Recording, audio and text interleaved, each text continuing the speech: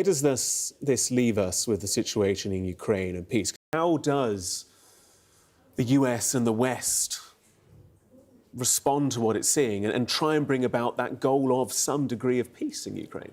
Well, I think the whole thing is collapsing. I think the chances for peace in Ukraine are probably worse now than they were before the Alaska summit. Putin has gotten away literally with murder.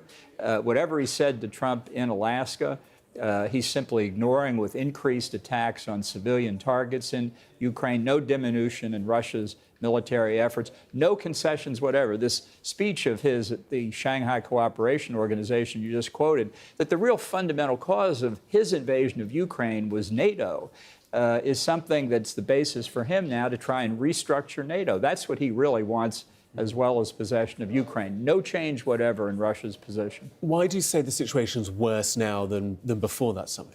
Well, I think, as hard as it is to predict what Trump will do, I think he will just disengage. He's got a moral equivalence between Russia and Ukraine for who started the war and how it's conducted.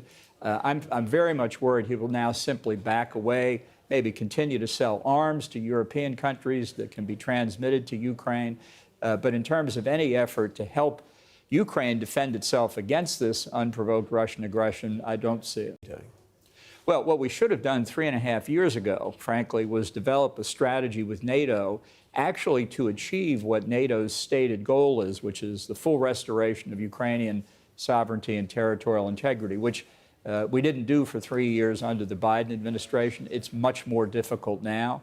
But I think that's the only acceptable outcome. Otherwise, Russia, China, and other potential aggressor nations will draw the conclusion that you can get away with aggression.